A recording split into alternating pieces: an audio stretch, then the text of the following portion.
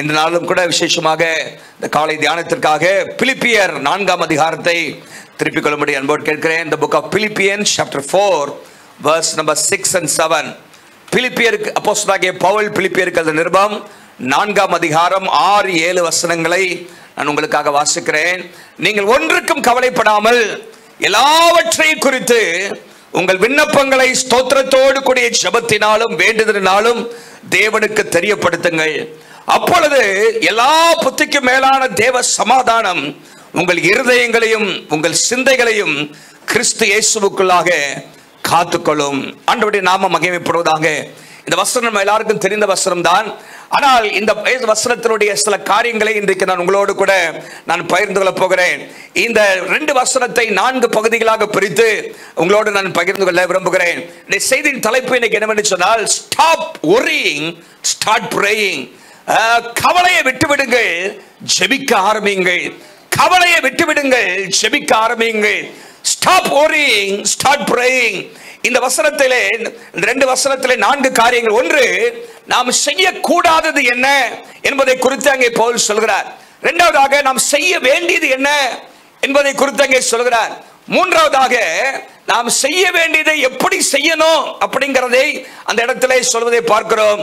நான்காவதாக, நாம் செய்ய வேண்டியதை செய்யும் பொழுது என்ன நடக்கும் என்பதையும் அங்கே பவுல் அங்கே சொல்கிறார். ஆகவே 4 காரியங்கள். ஒன்று, நாம் செய்யக்கூடாதது என்ன, the thing to stop doing, thing that we should not do, நாம் செய்யக்கூடாத காரியம். இரண்டாவதாக, நாம் செய்ய வேண்டிய காரியம் என்ன. மூன்றாவதாக, நாம் செய்ய வேண்டியதை எப்படி செய்யணும். நான்காவதாக, நாம் செய்ய வேண்டியதை செய்யும் பொழுது என்ன நடக்கும் என்கிற காரியத்தை நான் உங்களோடு இந்த 2 வசனத்திலிருந்தும் பகிர்ந்து கொள்ள விரும்புகிறேன். முதலாவதாக, செய்யக்கூடாதது என்ன அப்படிங்கும் போது முதல் 3 வார்த்தைகளை இப்படியாக பவுல் சொல்றார். நீங்கள் ஒன்றுக்கும் கவலைப்படாமல், நீங்கள் ஒன்றுக்கும் கவலைப்படாமல், do not be anxious about anything என்று சொல்லி அங்கே பவுல் சொல்றதை பார்க்கிறோம். பாருங்க, do not worry about anything. எதை குறித்தும் கவலைப்படாதீர்கள். நீங்கள் கவலைப்படாதீர்கள் என்று மாத்திரம் சொல்லவில்லை, நீங்கள் ஒன்றுக்கும் கவலைப்படாமல் என்று சொல்லி அங்கே பவுல் சொல்றது நம்ம பார்க்கிறோம். இந்த நிருபத்தை எழுதின பவுலுக்கு பல கவலைகள் இருப்பதற்கான வாய்ப்புகள் இருக்கிறது. இதுக்கு முந்தின வசனத்துல நீங்க பாத்தீங்கன்னா 2 பேர் சண்டை போட்டுட்டு இருக்காங்க, டிஸ்அக்ரிமெண்ட் இருக்குது. அந்த சபைக்குள்ளாக எயோதியால் சிந்திக்கையால் என்கிற 2 பேருக்குள்ளாக ஒரே சிந்தை காணப்படாது இருக்கிறது. ஆகவே அது அவருக்கு ஒரு கவலை ஏற்படுத்தியிருக்கலாம். 1ஆம் அதிகாரத்தில் நீங்கள் வரும்பொழுது 15ஆம் வசனத்துல அநேகர் பொறாமையினாலே விரோதத்தினாலே ஊழியம் செய்கிறார்கள். அவருக்கு விரோதமாக பவுலுக்கு விரோதமாக பொறாமை, பவுலுக்கு விரோதமான விரோதங்கள் அநேகருடைய வாழ்க்கையிலே அங்கே இருந்திருக்கலாம். preachers in Rome, அங்கே ரோமாபுரியில் பிரசங்கிமார்கள் அப்படி செய்து கொண்டிருக்கிறார்கள். அது அவருக்கு ஒரு கவலை ஏற்பட்டிருக்கலாம்.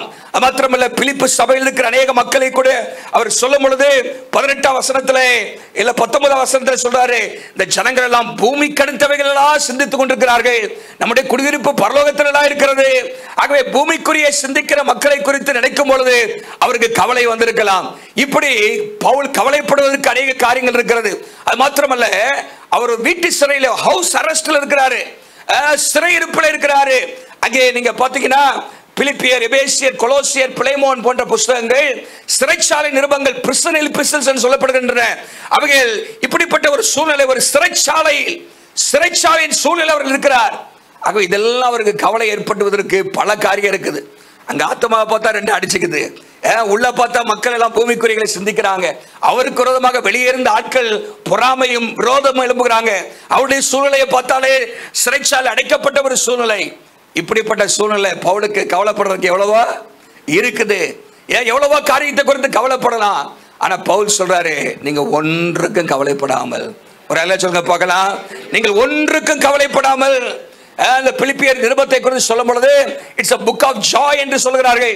இது மகிழ்ச்சியை, சந்தோஷத்தை வெளிப்படுத்துகிற ஒரு புத்தகம். என்று சொன்னால் மகிழ்ச்சி, சந்தோஷம் என்கிற வார்த்தைகள் இந்த புத்தகத்திலே பலமுறை வருகிறது. ஆனால் எழுதப்பட்ட சூழ்நிலை சிறைச்சாலையிலிருந்து எழுதப்படுகிறது. It was written from prison, in prison. ஆகவே நம்முடைய சூழ்நிலைகள் நம்முடைய மகிழ்ச்சியை எந்த விதத்திலும் தடை செய்ய முடியாது. சூழ்நிலைகள் நம்மை சுற்றிலும் வித்தியாசமாக இருக்கலாம், பிரச்சனைகள் நம்முடைய வாழ்க்கையில் இருக்கலாம். ஆனால் that should not determine our joy. அவைகள் நம் மகிழ்ச்சியா இருக்கிறோமா சந்தோஷமா இருக்கிறோமா என்பதை நிர்ணயம் செய்ய முடியாது. நமக்குள்ளாக இருக்கிற ஆண்டவர் பெரியவர். அல்லேலூயா. ஆகவே என்ன சொல்றாரு? be anxious about nothing. எதை குறித்தும் கவலைப்படாதீர்கள் என்று அவர் சொல்றதை பார்க்கிறோம். ஆண்டவராகிய இயேசு கிறிஸ்து கூட மலை பிரசங்கத்திலே சீஷர்களை பார்த்து தான் அப்படி சொல்கிறார். மத்தேயு 6ஆம் அதிகாரம் 25ஆம் வசனம், 31ஆம் வசனம், 34ஆம் வசனத்தை நீங்க வாசித்தீங்கன்னா அங்கே ஆண்டவராகிய இயேசு சொல்றாரு, கவலைப்படாதீர்கள், கவலைப்படாதீர்கள். எண்ணத்தை உண்போம், எண்ணத்தை குடிப்போம், எண்ணத்தை புசிப்போம் என்று கவலைப்படாதீர்கள். 34ஆம் வசனத்துல நாளைக்காக கவலைப்படாதீர்கள் என்றெல்லாம் ஆண்டவர் அங்கே சொல்ல நம்ம பார்க்கிறோம். ஆகவே கவலை படக்கூடாது. என்ன செய்யக்கூடாது? கவலைன்னா என்ன? the Greek word அங்க சொல்லப்பட்ட கிரேக்க பதம் அந்த anxious என்று மொழிபெயர்க்கப்பட்டிருக்கிறது. அந்த வார்த்தை மெரிம்னாவோ அப்படிங்கிற வார்த்தை கிரேக்க பதம் மெரிம்னாவோ அப்படி என்று சொன்னால் அந்த கிரேக்க பதை கிட்டத்தட்ட 17 முறை பைபிள்ல புதிய ஏற்பாட்டில் சொல்லப்பட்டிருக்கிறது. அப்படின்னு சொன்னா be pulled in different directions அர்த்தம். be pulled in different direction, பல பக்கங்கள்ல இழுக்கப்படுதல், இந்த பக்கம் அந்த பக்கம் இழுக்கப்படுகிற ஒரு அனுபவம். பாருங்க, நம்முடைய நம்பிக்கை நம்ம பக்கம் ஒரு பக்கம் இழுக்குது, நம்ம பயம் ஒரு பக்கம் இழுக்குது. ஆகவே பல பக்கம் இழுக்கப்படுகிறதை தான் இந்த வார்த்தை கவலை என்கிற வார்த்தை அது குறிக்கிறது. ஒரே சிந்தையோடு இல்லாதபடிக்கு பல பக்கமாக அங்கே திருப்பப்படுகிறது. மாத்திரமல்ல, ஒரி அப்படிங்கிற இங்கிலீஷ் வார்த்தை ஒரி, அது வந்து ஜெர்மன் ரூட்ல இருந்து வந்தது அந்த ஆங்கில வார்த்தை. அதுக்கு அர்த்தம் என்னன்னு சொன்னால் ஒரி அப்படின்னு மூல அந்த ரூட்ல ஸ்ட்ராங்கிள் அப்படின்னு அர்த்தம். ஸ்ட்ராங்கிள் அப்படின்னா தொண்டையை நெரிக்கிறது அப்படின்னு அர்த்தம். எனது சோக்கிங், நம்ம தொண்டையை நெரிக்கிறது. அப்ப கவலை என்ன செய்து நம்ம தொண்டைய நெரிக்கும். தொண்டையை நெரிச்சா என்ன ஆகும் உங்களுக்கே தெரியும். ஆகவே அப்போ என்ன செய்து பல பக்கங்கள் இழுக்கிறதாகவும் நம்முடைய தொண்டையை நெரிக்கக்கூடியதாகவும் இருக்கிறது தான் இந்த கவலை. ஆகவே தான் பவுல் அங்கே சொல்கிறாரு, நீங்கள் ஒன்றுக்கும் கவலைப்படாதீர்கள். அல்லேலூயா. கவலை அநேக நேரத்தில் நம்முடைய சரீரத்திலும் பல பாதிப்புகளை ஏற்படுத்துகிறது. பிபியை கூட்டி விடுது, தலைவலியை உண்டாக்குது, கழுத்து வலியை உண்டாக்குது, அல்சரை ஏற்படுத்துது, என்னமாக டைஜஷன் ப்ராப்ளத்தை ஏற்படுத்துது. இதெல்லாம் கவலையுடைய எஃபெக்ட்ஸ் ஆக இருக்கிறத நம்ம பார்க்கிறோம். ஆகவே பவுல் சொல்றாரு, நீங்கள் ஒன்றுக்கும் இல்லப்பா கொஞ்சம் காரியத்துக்கு நீங்க கவலைப்பட்டுங்க, நிறைய இந்த காரியத்தில் நீங்க கவலைப்பட வேண்டாம், அதுக்கு வேணா கவலைப்பட்டுங்க அப்படின்னு இல்லை. நீங்கள் ஒன்றுக்கும் be anxious about nothing, do not be worried about anything, ஒன்றுக்கும் என்று சொல்கிறார். அடுத்ததாக அப்ப செய்யக்கூடாதது என்ன? கவலைப்படக்கூடாது. எதுக்கும் என்று சொல்லுவேன், ஒன்றுக்கும். அதான் ரொம்ப முக்கியமாக கவலைப்படாதீர்கள் மாத்திரமல்ல, ஒன்றுக்கும் என்கிற வார்த்தை அங்கே முக்கியமானது. இரண்டாவதாக என்ன செய்ய வேண்டும் அப்படின்னா அங்கே கடைசி 2 வார்த்தையை நான் சொல்றேன். தேவனுக்கு தெரியப்படுத்துங்க. என்னத்தை? உங்க விண்ணப்பங்களை உங்களுடைய பிரச்சனைகளை, உங்களுடைய சூழ்நிலைகளை, உங்களுடைய ரெக்வெஸ்ட், உங்களுடைய தேவைகளை யார்கிட்ட தெரியப்படுத்தணும்? தேவனுக்கு தெரியப்படுத்துங்கள். தேவனுக்கு தெரியப்படுத்துங்கள். தேவன் பாருங்க, ஹூ அங்க ரொம்ப முக்கியம். அநேக நேரத்தில் நம்முடைய பிரச்சனை யார்கிட்ட கொண்டு போறோம்? மனுஷன்ட்ட கொண்டு போறோம், மனுஷன்ட்ட. ஆனா இங்க சொல்லப்பட்டிருக்கிற தேவனுக்கு, to God, underline the word, to God. எதுக்கு? யார்கிட்ட தெரியப்படுத்தணுமா? ஆண்டவருக்கு தெரியப்படுத்துங்க, தேவனுக்கு தெரியப்படுத்துங்க. நம்முடைய தேவன் சர்வ வல்லமை உள்ளவர். ஆகவே நம்முடைய பிரச்சனைகளை மற்றவரிடத்தில் பகிர்ந்து கொள்வது தவறல்ல. உண்மையாகவே நம்முடைய நேசிக்கிறவர்கள், நம்மை குறித்து புரிந்து கொண்டவர்கள்ட்ட நம்ம ஷேர் பண்ணும்பொழுது அந்த பாரம் குறைஞ்ச மாதிரி இருக்கும். ஆனால் பிரச்சனை என்னன்னா, அவர்கள் பல விதத்திலே நமக்கு உதவி செய்ய முடியாது. மனுஷர்களுடைய உதவி நமக்கு விருதா. ஆனா வேதம் சொல்கிறது 121 சங்கீதம் 1ஆம் வசனத்திலே, எனக்கு ஒத்தாசை வரும் பர்வதங்களுக்கு நேராக என் கண்களை ஏறெடுக்கிறேன். ஒத்தாசை வரும் பர்வதம் ஆண்டவராகிய இயேசுவிடத்திலே, தேவனிடத்திலே என் கண்களை ஏறெடுக்கிறேன். அப்போ ஃபர்ஸ்ட் அண்ட் ஃபார்மோஸ்ட் முதலாவது என்ன செய்யணும்னா, take your concerns, your anxieties, your problems, your needs எங்க கொண்டு போனா? to the throne of God. தேவனுடைய சிங்காசனத்துக்கு என்ன பண்ணுங்க? கொண்டு போங்க. கிருபாசனத்துக்கு கொண்டு போங்க. அங்கிருந்து உங்களுக்கு உதவி கிடைக்கும் என்று அங்கே எபிரேயர் 14ஆம் அதிகாரம் 16ஆம் வசனத்திலே சொல்ற பார்க்கிறோம். கிருபாசனத்தண்டைக்கு போங்க, தேவனை தேடி போங்க. ஆகவேதான் அங்கே பவுல் சொல்றாரு, தேவனுக்கு தெரியப்படுத்துங்கள். தேவனுக்கு அப்புறம் போட்டிருக்கு தெரியப்படுத்துங்கள். அப்ப தேவன்ங்கிற கான்செப்ட் நமக்கு தேவை. நம்முடைய வாழ்க்கையில ஆண்டவர் பெரியவர். என்னுடைய பிரச்சனைகளை பார்க்கிலும் அவர் பெரியவர். என்னுடைய கவலைகளை பார்க்கிலும் அவர் பெரியவர். என்னுடைய வியாதிகளை பார்க்கிலும் அவர் பெரியவர். என்னுடைய சூழ்நிலைகளை பார்க்கிலும் அவர் பெரியவர். என்னுடைய மலைகளை பார்க்கிலும் அவர் பெரியவர். தேவன் தேவன். Hallelujah. To God, to God. பேதுரு சிறைச்சாலை இருந்த பொழுது சபையார் அவனுக்காக தேவனை நோக்கி அப்படின்னு சொல்லப்பட்டிருக்கிறது. தேவனை நோக்கி, அரசியல்வாதிகளை நோக்கி அல்ல, அங்க உள்ள மக்களை நோக்கி அல்ல, தேவனை நோக்கி. To God. அப்ப நம்ம வாழ்க்கையில தேவனை நோக்கி. அடுத்ததாக போட்டிருக்கு தெரியப்படுத்துங்கள். ஆங்கிலத்தில் லெட் இட் பி நோன் அப்படின்னு போடுறது. தெரியப்படுத்துங்கள். அப்ப ஆண்டவருக்கு தெரியாதா? என்ன பவுல் தெரியப்படுத்துங்கன்னு சொல்றாரு? நம்முடைய ஆண்டவருக்கு தெரியாதா? அப்படின்னு அவருக்கு எல்லாம் தெரியும். நம்ம அவரை சார்ந்து இருக்கிறோமா என்பதை கர்த்தர் புரிந்து கொள்ள விரும்புகிறார். ஹல்லேலூயா. அவரை சார்ந்து இருக்கிறோமா? ஆண்டவருக்கு தெரியாதது ஒன்றுமில்லை. ஆகவேதான் மலைப்பிரசங்கத்தில் இயேசு சொல்லும் பொழுது, உங்களுடைய தேவை என்னதென்று உங்களுடைய பரமபிதா அறிந்திருக்கிறார், ஆனாலும் கேளுங்கள் கொடுக்கப்படும் என்று சொல்லியிருக்கிறார். அப்போ ஆண்டவருக்கு தெரியப்படுத்துங்கள். Make it known to God. Let your request be presented to God. ஆண்டவருக்கு என்ன பண்ணுங்க? தெரியப்படுத்துங்கள் என்று சொல்லப்பட்டிருக்கிறது. அது என்ன செய்யணும்? நம்முடைய வாழ்க்கையில நம்ம ஆண்டவரை சார்ந்திருக்க அது உதவும். It helps us to be dependent on God. ஆண்டவரை சார்ந்திருப்பதற்கு அது நமக்கு உதவியா இருக்கும். அது மாத்திரமல்ல, it helps us to remain in a continual relationship with God. ஆண்டவரோடு தொடர்ந்து உறவிலே இருப்பதற்கு அது உதவியா இருக்கும். ஆகவே தெரியப்படுத்துங்கள், தெரியப்படுத்துங்கள். யார்கிட்ட? தேவனுக்கு தெரியப்படுத்துங்கள். அப்போ என்ன செய்யணும் அப்படின்னு சொல்லிட்டு, என்ன செய்யக்கூடாது? கவலைப்படக்கூடாது. ஒன்றுக்கும் கவலைப்படக்கூடாது. இரண்டாவதாக என்ன செய்ய வேண்டும்? தேவனுக்கு தெரியப்படுத்த வேண்டும். தேவனுக்கு தெரியப்படுத்த வேண்டும். மூன்றாவதாக செய்ய வேண்டியது எப்படி செய்யணும், தேவனுக்கு எப்படி தெரியப்படுத்துவது அப்படிங்கிறத சில காரியத்தை சொல்லி பவுல் அங்கே சொல்றாரு. என்ன சொல்றாரு பார்த்தீங்கன்னா, அங்கே 3 வார்த்தைகளை நீங்க அண்டர்லைன் பண்ணும். ஒன்று, அங்கே சொல்லப்பட்டிருக்கிறது ஸ்தோத்திரம், ஜெபம், வேண்டுதல். சொல்லுங்க, ஸ்தோத்திரம், ஜெபம், வேண்டுதல். இந்த 3 மூலமாக தேவனுக்கு தெரியப்படுத்தணுமா? எப்படி தெரியப்படுத்தணும்? ஜெபம், அப்புறம் வேண்டுதல், அப்புறம் ஸ்தோத்திரம் என்று சொல்லப்பட்டிருக்கிறது. எப்படி செய்யணும் அப்படின்னா, நான் ஒன்றுக்கு கவலைப்படாதுன்னு சொன்ன பவுலுக்கே சொல்றாரு, எல்லாவற்றை குறித்து. எல்லாம் சொல்லுங்க, எல்லாவற்றை குறித்து. இன் எவ்ரிதிங். அப்போ எல்லாவற்றையும் செய்ய வேண்டியது எப்படி செய்யணும்? எல்லாத்தையும் ஆண்டவருக்கு தெரியப்படுத்தணுமா? இது சின்ன காரியம்ப்பா, இதை நானே பார்த்துக்குவேன் அப்படின்னு நிறைய இடத்துல என்ன பண்றோம்? இது என்ன ஆண்டவர்கிட்ட போய் எதுக்கு சொல்லணும், அவருக்கு ஏன் ட்ரபிளை கொடுக்கணும் அப்படி இல்லை. எல்லாத்தையும் சின்னதோ பெருசோ உங்களால ஹேண்டில் பண்ண முடியுமோ முடியாதோ எல்லாத்தையும் என்ன பண்ணுமா? ஆண்டவருக்கு தெரியப்படுத்தணுமா? பாருங்க, அநேக நேரத்தில் நம்முடைய வாழ்க்கையில இது சின்ன காரியம் நான் பார்த்துக்குவேன், இது சின்ன காரியம் நான் பார்த்துக்குவேன்னு சொல்லி சொல்லி நம்மளே சமாளிக்க அந்த சின்ன காரியம் எது பெரிய காரியமா போயிருது. அப்போ சின்ன காரியமாக வாழ்க்கையில தோன்றக்கூடியதை கூட ஆண்டவருக்கு தெரியப்படுத்துங்க. எளிமையான காரியமா இருக்கலாம், உங்களாலே அதை செய்ய முடியுமா இருக்கலாம். ஆனாலும் கர்த்தாவே, இதுல உம்முடைய உதவி தேவை, உம்முடைய ஞானம் தேவை. ஆண்டவரே, என் சொந்த பலத்துல செஞ்சிடக்கூடாது, உம்முடைய கிருபையை நாடி இருக்கிறேன், உம்முடைய ஆலோசனை நாடி இருக்கிறேன், உம்முடைய உதவி எனக்கு தேவை என்று சொல்லி ஒவ்வொரு காரியத்திலும் நம்முடைய வாழ்க்கையிலே கர்த்தரை சார்ந்து இருப்போம் என்று சொன்னால் கர்த்தர் நம்முடைய வாழ்க்கையில் அற்புதங்களை செய்வார். ஹல்லேலூயா.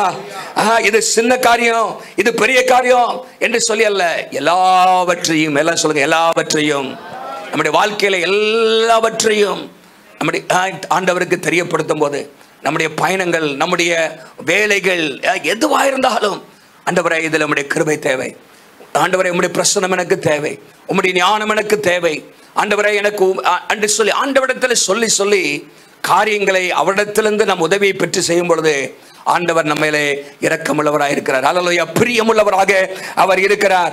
ஆகவே சொன்ன மாதிரி சின்ன சின்ன காரியங்களை நாமே செய்ய முயற்சிக்கும் பொழுதுதான் ஒரு கட்டத்தில் அது பெரிய காரியமாக மாறி நமக்கே கவலை ஏற்படுத்தி விடுகிறது.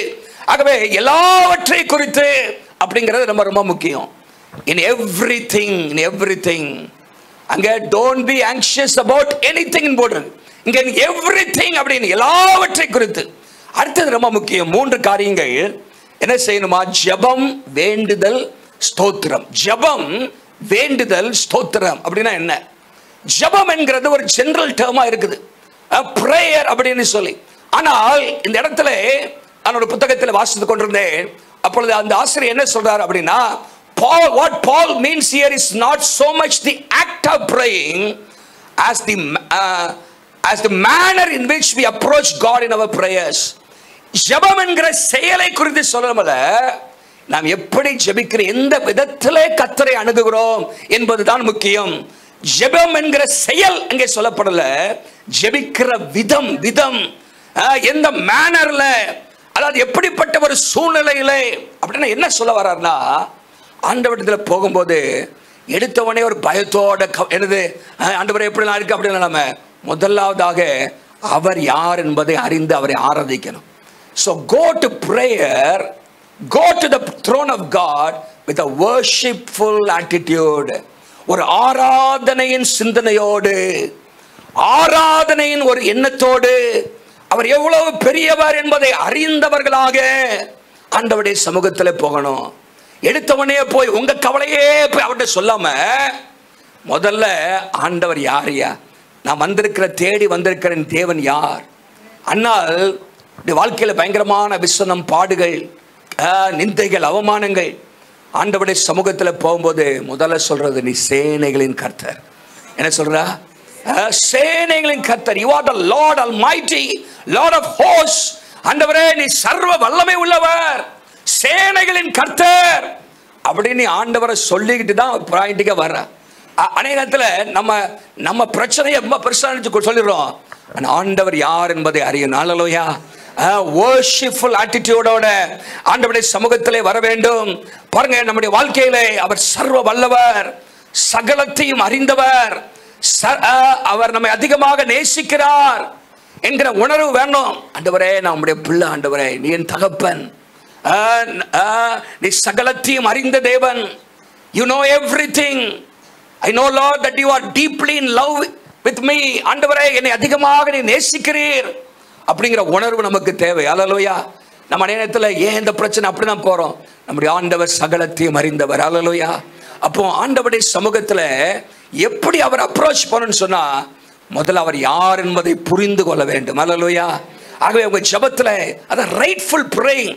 We all pray, but how do we pray? நம்ம எப்படி ஜெபிக்கிறோம் என்பது முக்கியம்.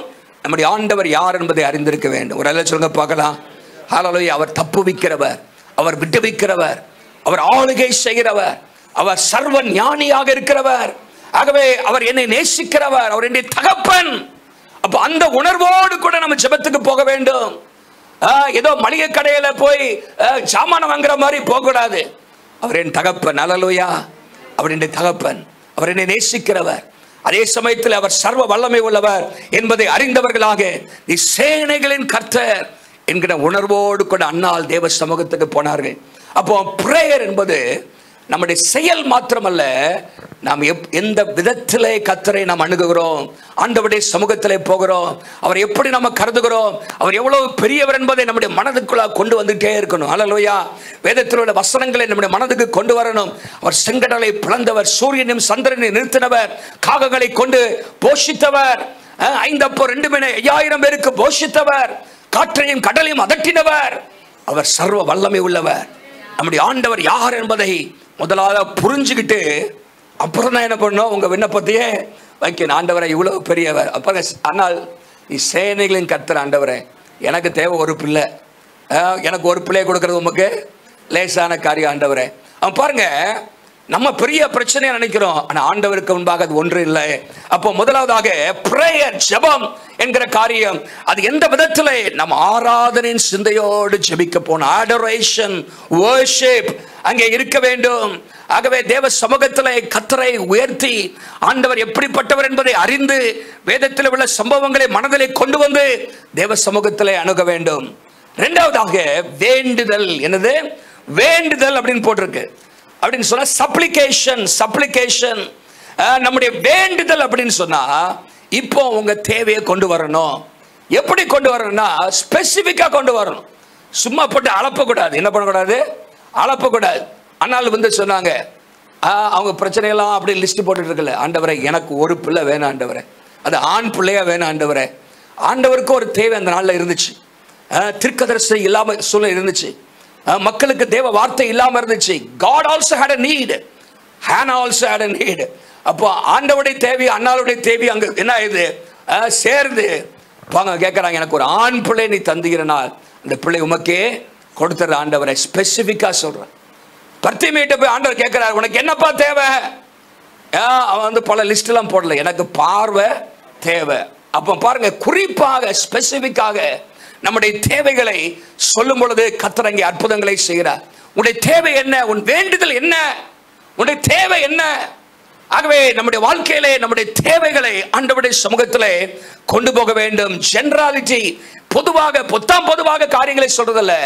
ஆண்டவரே இந்த காரியத்தில் ஒரு அற்புதம் எனக்கு தேவை, நீ சர்வ வல்லமை உள்ளவர், இது உமக்கு லேசான காரியம், உம்முடைய சித்தம் இருந்தால் இது நிச்சயமாக வாழ்க்கையில் நடக்கும் ஆண்டவரே என்று சொல்லி அந்த காரியத்தை ஆண்டவருடைய சமூகத்திலே கொண்டு போக வேண்டும். அடுத்ததாக பார்த்தீங்கன்னா, அப்ப முதல்ல என்னது? ஜெபம். ஜெபம் என்பது அது ஆராதனை கலந்த ஒரு அணுகுமுறையா இருக்கணும். இரண்டாவதாக வேண்டுதல் அப்படிங்கும்போது குறிப்பானதாக இருக்க வேண்டும். குறிப்பானதாக, அளப்புகிறதாக இருக்கக்கூடாது. உடைய தேவை ஆண்டவருடைய சமூகத்திலே சொல்லக்கூடியதாக இருக்க வேண்டும். வேகா இருக்கக்கூடாது. குறிப்பாக நம்முடைய ஜெபங்கள் இருக்கும் பொழுது ஆண்டவர் அங்கே தேவைகளை சந்திக்கிறார். மூன்றாவதாக ஸ்தோத்திரத்தோடு, வித் தேங்க்ஸ் கிவிங். என்னது? With thanks giving. அப்போ ஸ்தோத்திரத்தோடு கூட பாருங்க, இதான் ரொம்ப முக்கியமானது. கிவிங் காட் தேங்க்ஸ் போட்டிருக்கு.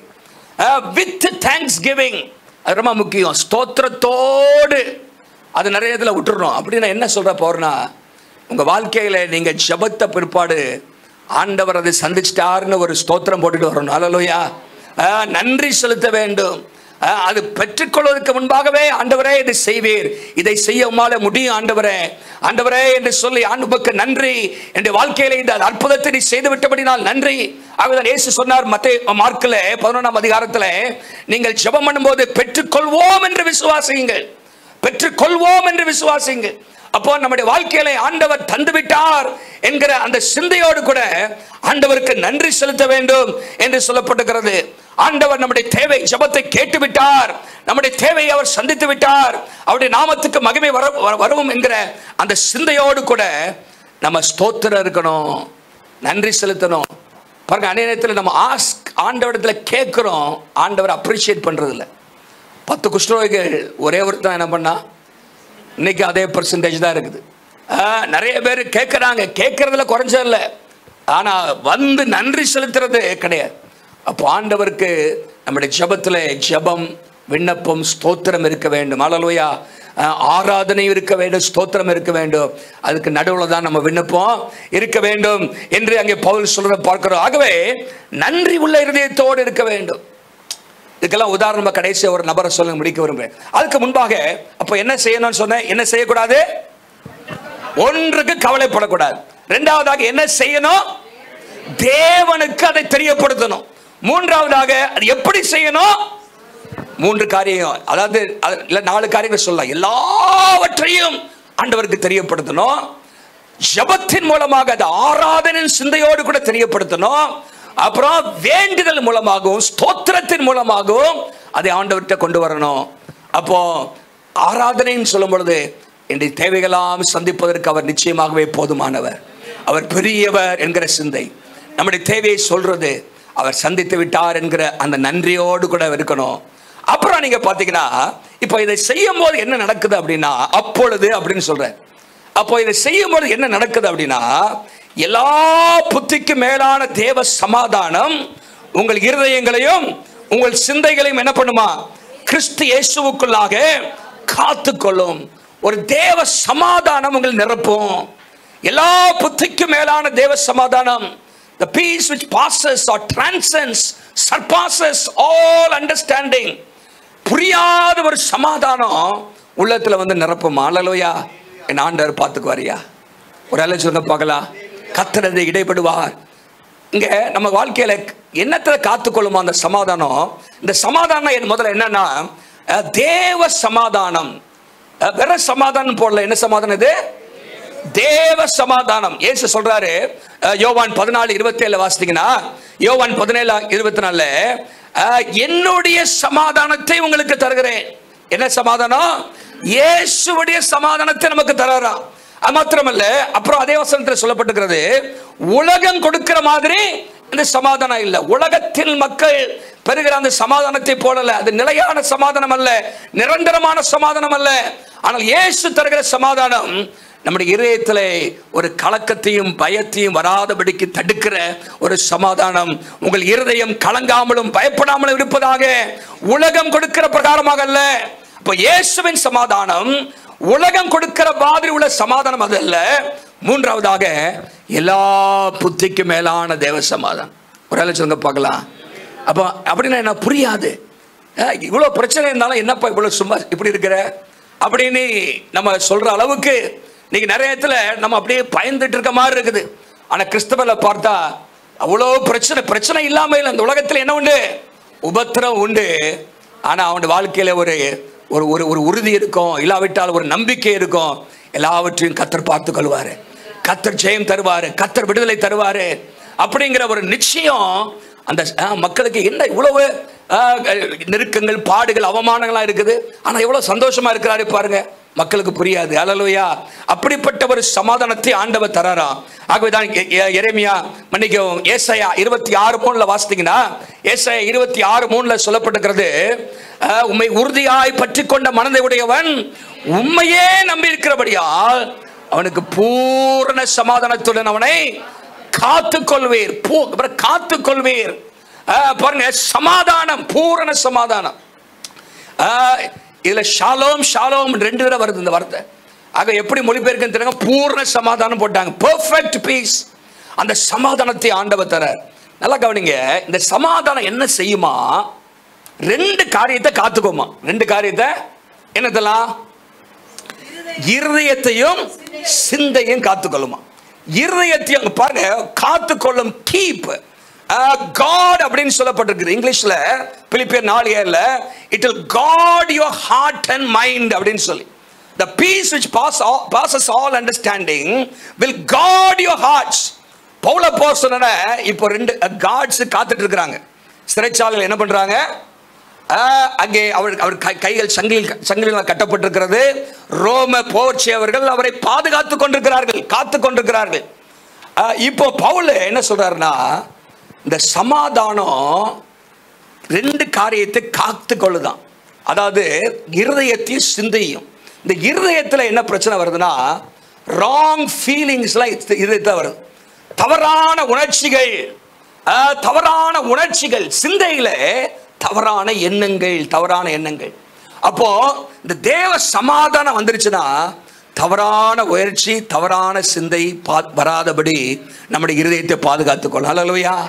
பாருங்க, இந்த இருதயத்தில் சில கவலை வரும்போது தவறான உணர்ச்சி வந்துடுது. ஏதாவது செஞ்சிடலாமா, இப்படி பண்ணிடலாமா, அதை செஞ்சிடலாமா. அப்போ இந்த ராங் ஃபீலிங்ஸ் எங்க இருந்து வருது? இந்த இருதயத்துக்குள்ளாக இருந்து வருது. பாருங்க, இந்த இடத்துல நீங்க பாத்தீங்கன்னா, the peace of God will guard over 2 things that create worry. 2 காரியம் நம்ம வாழ்க்கையிலே கவலை ஏற்படுத்துது. ஒன்னு இருதயம், இன்னொன்னு மனசு. மனசு தவறான காரியத்தை யோசிக்குது, இந்த இருதயம் தவறான காரியத்தை உணருது. அப்போ இந்த 2 காரியமும் பாதுகாக்கப்படுறதுக்கு தேவ சமாதானம் வந்து இறங்குது. ஒரு ஆள சொல்லுங்க பார்க்கலாம். ஆகவே நீங்க தேவனுக்கு தெரியப்படுத்திட்டீங்கன்னா உங்க வாழ்க்கையில தவறான முடிவுகள் எடுக்க மாட்டீங்க, தவறான சிந்தைக்கு நேராக போக மாட்டீங்க. தவறான எண்ணம் உங்க வாழ்க்கையில வருவதற்கு அந்த தேவ சமாதானம் வந்து அதை தடை செய்யும். Wrong feeling and wrong thinking அந்த காரியத்தை பாதுகாக்குது. இந்த இடத்துல காட் அப்படிங்கும்போது, to God a garrison like a fortress, ஒரு என்னது, ஒரு ஃபோர்ட்ரஸ் போல, ஒரு அரணை போல உள்ள வராதபடிக்கு நம்முடைய சிந்தையும் நம்முடைய எண்ணத்தையும் பிசாசு தாக்காதபடிக்கு தேவ சமாதானம் காத்துக்கொள்ளுது. அவன் பாருங்க, நல்லா புரிஞ்சா இப்போ உங்களுக்கு? இருதயத்தையும் சிந்தையும் ரொம்ப முக்கியம். இந்த இருதயமும் சிந்தையும் பாதுகாக்கப்படலைன்னா இருதயத்திலையும் சிந்தையிலும் பிசாசு நிறைய காரியத்தை வச்சிருவான். ஆனா ஆண்டவருடைய சமாதானம் பாருங்க, அந்த இருதயத்தையும் சிந்தையும் ஆளுகை செஞ்சிருது. அல்லேலூயா. தேவ சமாதானம் நம்முடைய இருதயத்தை ஆளுகை செய்யுது. தேவ சமாதானம். இப்ப நல்லா கவனிங்க, ஒரு உதாரணம் சொல்றேன். இப்போ இந்த 3 காரியத்தை செய்த நபர் ஒருத்தர் இருக்கிறார். ஒரு குறிப்பிட்ட சூழ்நிலை பிரச்சனை இல்லை, ஜெபம், விண்ணப்பம், அப்புறம் ஸ்தோத்திரம். யார் சொல்லுங்க? தானியேல். வாசிங்க, தானியேல் 6ஆம் அதிகாரம், தானியேல் 6ஆம் அதிகாரம் 10-11 வாசிங்களேன். தானியேல் 6ஆம் அதிகாரம் 10-11. தானியேலோ வென்றால் அந்த பத்திரத்திற்கு கையெழுத்து எழுத வைக்கப்பட்டிருந்த அறிந்த பொழுதிலும் தன் வீட்டுக்கு போய் தன் மேல் அறையிலே எருசலேமுக்கு நேராக பலகணிகள் திறந்திருக்க அங்கே தான் முன் செய்த வந்தபடியே தினம் 3 வேளையும் தன் தேவனுக்கு முன்பாக முழங்கால் படியிட்டு ஜெபம் பண்ணி ஸ்தோத்திரம் செலுத்தினான். 11ஆம் வசனத்துல, அப்பொழுது அந்த மனுஷர்கள் கூட்டம் கூடி தானியேல் தன் தேவனுக்கு முன்பாக ஜெபம் பண்ணி விண்ணப்பம் செய்கிறதை கண்டார்கள். விண்ணப்பம் செய்கிறான், ஜெபிக்கிறான், ஸ்தோத்திரமும் செய்கிறான். நல்லா கவனிங்க, ஜெபிக்கிறான். ஆண்டவரே, என்னை தப்புவிக்க நீர் வல்லவர், நீர் சர்வ வல்லமை உள்ளவர். அப்புறம் அவருக்கு தெரியும் ஆண்டவர் எவ்வளவு பெரியவர் என்பதை பாருங்க. ஒரு அந்த சிந்தையோடு கூட கர்த்தரை அணுகுகிறான். இரண்டாவதாக தன்னுடைய விண்ணப்பம் என்ன? விண்ணப்பம் செய்கிறான். ஒருவேளை ஆண்டவரே, சிங்கங்களின் வாயிலிருந்து என்னை காப்பாற்றும் என்று சொல்லி ஜெபித்திருக்கலாம். ஆண்டவரே, இந்த சூழ்நிலையிலிருந்து தப்புவித்து விடும், விண்ணப்பம் செய்கிறான், ஸ்தோத்திரமும் செய்கிறான். அல்லேலூயா. என்னை தப்பிச்சிட்டீங்க, அதுக்காக கர்த்தருக்கு ஸ்தோத்திரம். அல்லேலூயா. ஆண்டவரே, இதுல இருந்து ஒரு பெரிய வெற்றியை தந்துட்டீங்க, இதுல உம்முடைய நாமத்தை நீங்க மகிமைப்படுத்த போறீங்க, இதுல உம்முடைய நாமம் உயர்த்தப்பட போகிறது, அதற்காக ஸ்தோத்திரம். பாருங்க, ஜெபம், விண்ணப்பம், ஸ்தோத்திரம், இந்த 3 காரியம் செய்யறான். ஆகவே தானியேல் சந்தோஷமா தூங்குறான். அல்லேலூயா. எந்த உணர்வு, ஐயோ என்ன வந்துருமோ, சிங்கம் கடிச்சிருமோ, பிரச்சனை வந்துருமோ, என்ன ஆகுமோ, என்ன கொடுத்து பேச போறாங்க அப்படின்னு எந்த அந்த ஹார்ட்டையும் மைண்டையும் தேவ சமாதானம் ஆளுகை செஞ்சிருச்சு. இவனுக்கு நல்லா தூக்கம் வருது. சிங்கங்கள் எல்லாம் என்ன சுத்தி இருக்க, நம்மால் தூங்குகிற மாதிரி அங்க தூங்கலான்னு போடல, ஆனா நிம்மதியா இருக்கிறாரு. ஆனா இன்னொரு ஆளுக்கு தூக்கம் வரல. யாரு? 18ஆம் வசனத்தை பாத்தீங்கன்னா, 18ஆம் வசனத்துல 18ஆம் வசனத்தை வாசித்து பார்த்தீங்கன்னா அங்க போட்டிருக்கு, வாசிங்க. பின்பு ராஜா தன் அரண்மனைக்கு போய் முழுவதும் சாப்பிடல, கீத வாத்தியம் முதலானவைகள் தனக்கு முன்பாக வர ஒட்டாமலும் இருந்தான். அவனுக்கு நித்திரையும், ராஜாவுக்கு நித்திரை வரல, பிரச்சனை உள்ள ஆளுக்கு நித்திரை நல்லா வந்துச்சு. ஏன்னா ஜெபமும் விண்ணப்பமும் ஸ்தோத்திரமும் செலுத்தினான். ஜெபமும் விண்ணப்பமும் ஸ்தோத்திரமும் செலுத்தினான். பாருங்க, இந்த 3 முக்கியமானது. ஆராதனை எண்ணத்தோடு கர்த்தரை அணுகுதல், அதான் ஜெபம். விண்ணப்பம் நம்முடைய ஜெபத்தை காரியத்தை, நம்மை நெருக்குகிற காரியத்தை தனிப்பட்ட விதத்திலே சொல்லுதல். அப்புறம் கர்த்தர் எனக்காக இடைப்பட்டு விட்டார் என்கிற அந்த நன்றி உள்ள இருதயத்தோடு கர்த்தரைக்கு ஸ்தோத்திரம் பண்ணுதல். இது இருக்கும் பொழுது நம்முடைய வாழ்க்கையில் ஒரு தேவ சமாதானம் வரும். அல்லேலூயா. அந்த தேவ சமாதானம் என்ன செய்யுமா? இருதயத்தையும் சிந்தையும் அது காத்துக்கொள்ளும். தவறான எண்ணமும் தவறான உணர்ச்சிகளும் நம்முடைய வாழ்க்கையில வராதபடிக்கு அந்த தேவ சமாதானம் நம்மை காட் பண்ணும். ஒரு ஃபோர்ட்ரஸ் மாதிரி இருந்து அது நம்மை காத்துக்கொள்ளும் என்று அங்கே பவுல் எழுதுகிறத நம்ம பார்க்கிறோம். பாருங்க, இது ரொம்ப முக்கியமானது. Rightful praying is very very important. நம்முடைய வாழ்க்கையில ஜெபிக்கிறோம், ஆனா எப்படி ஜெபிக்கிறோம்? ஹல்லேலூயா. ஏதோ போய் சொல்லிட்டு வரதில்லை, நம்முடைய ஆண்டவர் யார் என்பதை நன்றாக புரிந்து கொள்ளணும். ஹல்லேலூயா. நான் ஜெபிக்க போகிற தேவன் யார்? ஒத்தாசை அனுப்புகிறவர். அவர் சர்வ ஞானி, சர்வ வல்லமை உள்ளவர் என்பதை அறிந்தவர்களாக ஜெபிக்கணும். நம்முடைய விண்ணப்பங்களை அவருக்கு தெரியப்படுத்தி ஸ்தோத்திரம் பண்ணும் பொழுது கர்த்தர் பெரிய காரியங்களை செய்வார். அப்ப 4 காரியம் புரிஞ்சுட்டீங்களா? ஒன்று, பவுல் என்ன சொல்றார்? என்ன செய்யக்கூடாது, அதை முதல்ல ரெடி பண்ணி வச்சுக்கணும். என்ன செய்ய கூடாது, அப்புறம் என்ன செய்ய வேண்டும், தேவனுக்கு தெரியப்படுத்த வேண்டும். செய்ய வேண்டியது எப்படி செய்ய வேண்டும்? ஸ்தோத்திரத்தோடு, ஜெபத்தோடு, விண்ணப்பத்தோடு நம்ம செய்ய வேண்டும். 4வதாக நம்ம என்ன நடக்கும்னு சொன்னா, ஒரு தேவ சமாதானம், the peace of God, எல்லா புத்திக்கும் மேலான ஒரு தேவ சமாதானம் நம்முடைய இருதயங்களையும் சிந்தைகளையும் ஆட்கொள்ளும். அல்லேலூயா. உங்க வாழ்க்கையில தவறான காரியத்தை யோசிக்க மாட்டீங்க, தவறான உணர்ச்சி உங்க வாழ்க்கையில வராது. ஆண்டவர் பெரியவர், சர்வ வல்லமை உள்ளவர் என்கிற அந்த அறிவு தான் உங்க வாழ்க்கையில பெருகிக் கொண்டே இருக்கும். கர்த்தருடைய கிரியை நீங்க பார்க்க முடியும். ஹல்லேலூயா. தாவீதுடைய வாழ்க்கையில பாத்தீங்கன்னா நீங்க எல்லா சங்கீதங்களையும் பாத்தீங்கன்னா பிரச்சனையில ஆரம்பிப்பாரு, ஸ்தோத்திரத்துல முடிச்சிருவாரு. ஹல்லேலூயா. 3ஆம் சங்கீதத்தை குறிப்பா நீங்க வீட்டுல போய் வாசித்து பாருங்க. 3ஆம் சங்கீதத்துல சொல்றாரு, என் சத்துருக்கள் எவ்வளவாய் பெருகி இருக்கிறார்கள். 3ஆம் சங்கீதம் எப்படிப்பட்ட சூழல் எழுதப்பட்டது? அப்சலோம் தாவீதுக்கு விரோதமாக செயல்படுகிறார். தாவீதை கொலை செய்ய வேண்டும் என்று திட்டமிடுகிறார். தன்னுடைய சொந்த மகன் தகப்பனை கொலை செய்ய வேண்டும் என்று திட்டமிடுகிற சூழலை அங்கே தாவீது சொல்றாரு, என் சத்துருக்கள் எவ்வளவாய் எழும்பியிருக்கிறார்கள், எனக்கு விரோதமாக எழும்புகிறவர்கள் அநேகர், மாத்திரமல்ல தேவனிடத்தில் அவனுக்கு ரட்சிப்பு இல்லை என்று என் ஆத்மாவை குறித்து சொல்லுகிறவர்கள் அநேகராய் இருக்கிறார்கள். இவன்ட்டு ஒண்ணு தப்ப மாட்டான், காலிவன் தொலைஞ்சான் அப்படின்னு சொல்ற மக்கள் அநேகர் இருக்கிறார்கள். ஆனா இதான் அவனுடைய கவலை. ஆனா என்ன செய்யறான் பாருங்க, ஆனாலும் கர்த்தாவே, ஒரு சொல்லுங்க பார்க்கலாம், சொல்றவன் சொல்லிட்டு போட்டோம், ஆனாலும் கர்த்தாவே நீர் என் கேடகம், என் மகிமை, என் தலையை உயர்த்துகிறவருமாய் இருக்கிறீர். ஹல்லேலூயா. You are the lifter of my heads. நீர் என் தலையை உயர்த்துகிறவருமாய் இருக்கிறீர். 4ஆம் வசனத்துல சொல்றாரு, நான் கர்த்தரை நோக்கி சத்தமிட்டு கூப்பிட்டேன், அவர் தமது பரிசுத்த பர்வதத்திலிருந்து எனக்கு செவி கொடுத்தார். கடைசியில போட்டிருக்கு, நான் நித்திரை செய்து படுத்தேன். ஹல்லேலூயா. நிம்மதியா தேவ சமாதானம், நான் விழித்துக் கொண்டேன், கர்த்தர் என்னை தாங்குகிறார். பாருங்க, நம்ம வாழ்க்கையில கர்த்தர் யார் என்பதை அறிந்திருந்தால் நம்முடைய ஜெபம் ஒரு வல்லமையான ஜெபமாக மாறும். ஒரு தேவ சமாதானம் நம்மை நிரப்பும். அற்புதங்கள் நம்முடைய வாழ்க்கையில நடக்கும். பேதுரு அங்கே சிறைச்சால் நிம்மதியா தூங்குறாரு. அவருக்கு தெரியும் தேவ சமாதானம் அவருடைய இதயத்தை ஆட்கொண்டிருக்கிறது. ஹல்லேலூயா. நம்முடைய வாழ்க்கையிலும் கூட இன்னைக்கு ஆண்டவர் சொல்ற காரியம், ஸ்டாப் worrying, ஸ்டார்ட் praying. அந்த praying எப்படி இருக்கும்னா, it should be a rightful praying. அது சரியான ஜெபமாக இருக்கும் என்று சொன்னால் நம்முடைய வாழ்க்கையிலே வெற்றியை நம்ம பார்க்க முடியும், விடுதலையும் பார்க்க முடியும், ஆசீர்வாதத்தை பார்க்க முடியும், கர்த்தருடைய குறுக்கிடுதலை நம்முடைய வாழ்க்கையிலே பார்க்க முடியும். நம்ம எல்லாரும் எழும்பி நிற்போமா? எழும்பி நிற்போம். ஹல்லேலூயா.